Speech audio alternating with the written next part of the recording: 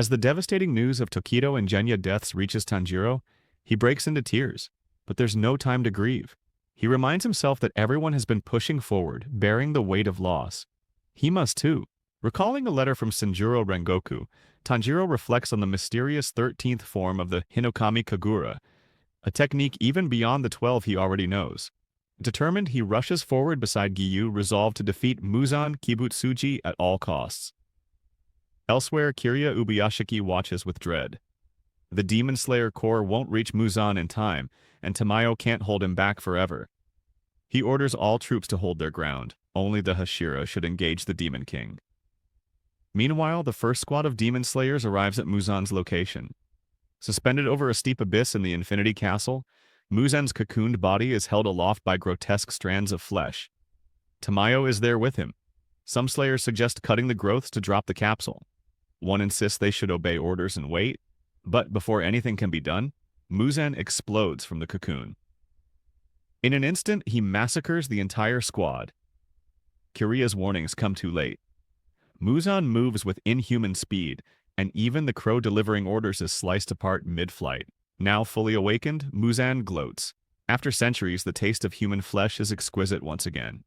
He thanks Kagaya Ubuyashiki for preparing such a feast, and muses that if the new Ubuyashiki bows to him, perhaps he'll spare them and make them a demon. He raises Tamayo's severed head, the last echo of defiance still clinging to her face. Kiryu orders the second squad to retreat before more lives are lost. But Muzan mocks Tamayo's medicine, claiming it failed. Tamayo, undeterred even in death, says today will be the day Muzan is dragged to hell.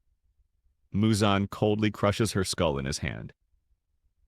At that moment, Yushiro, far away, senses her death. In rage and grief, he collapses, digging his fingers into the ground. The second squad doesn't stand a chance either. Muzan wipes them out with a single attack. Kiryu asks for Giyu's location, but it's clear. No normal slayers can stand against this monster. Muzan declares coldly, "Not one of you was useful." Tonight, the Demon Slayer Corps comes to an end. Kiryu Ubuyashiki is overwhelmed with grief and guilt after the massacre of Demon Slayers by the reawakened Muzan Kibutsuji. Feeling he has failed both his predecessors and the Corps, he loses focus, fearing that their centuries of sacrifice may have been in vain. But suddenly, Queen Ubuyashiki slaps him, snapping him out of his spiral. Shocked, their sister Kanata looks on as Queen urges Kiryu to stay strong and give his next orders. The fight isn't over yet. Remembering the pressure his father and forefathers endured, Kiryu regains his composure. He orders for reinforcements to converge on Muzan's position, and for all efforts to be focused on eliminating Muzan completely. As Kanata returns to her seat, Kiryu thanks his sisters and the three tearfully support one another. A crow flies out to the battlefield, announcing Muzan's revival, and spreading Kiryu's order for all hashira to gather at once. Mitsuri Kanroji is stunned.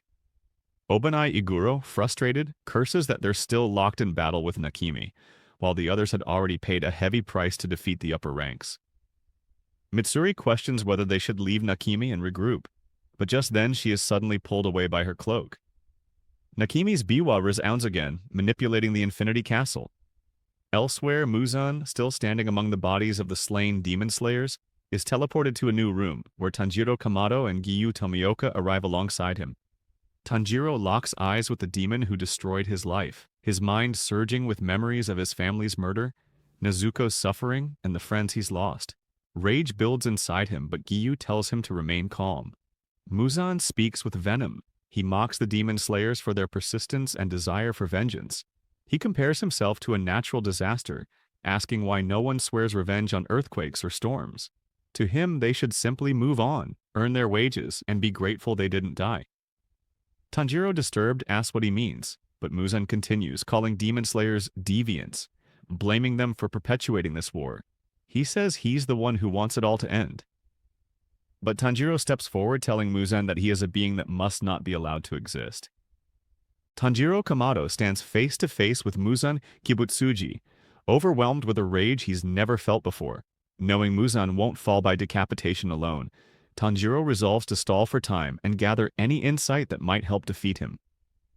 Muzan suddenly attacks, hurling his sharp whip-like tubes at Tanjiro and Giyu Tomioka. Giyu narrowly blocks using water breathing, 11th form. Dead calm, realizing Muzan's new limbs are as fast as they are deadly. Tanjiro tries to get close but is slashed across the eye. Giyu pulls him back, warning that Muzan is on another level entirely. Beheading won't work, and there's no exit from the room with Muzan guarding the door. Muzan, taunting them, claims only 3 hashira remain, revealing that Obanai and Mitsuri have been killed by Nakime. Tanjiro, struggling with his blind spot, tries using his nose but can't track Muzan's movements. He crashes into a wall and nearly gets hit again before Giyu protects him. Just then, Mitsuri Kanroji smashes through the wall, revealing she's alive. She launches an attack, love breathing, 6th form, but Muzan isn't phased. Obanai Iguro appears, grabs Tanjiro, and tells him to fall back. Tanjiro is relieved they survived, but Obanai scolds him to focus on staying alive. Muzan is confused. How are they alive? He calls for Nakime, but Yushiro reveals himself. With a seal on Nakime's face and his hands fused to her temples, Yushiro was controlling her, feeding false visions to Muzan.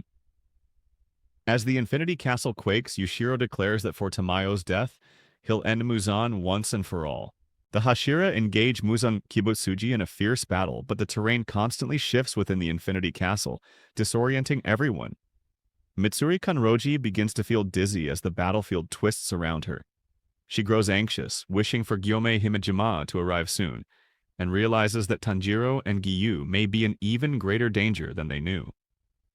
In a flashback, Yushiro explains his plan. If Mitsuri wants to be useful, she must help him get close enough to Nakime to take control of her mind. By feeding her a false vision to pass on to Muzan, one where the Hashira are all dead, they would gain the element of surprise and attack Muzan while he's off guard.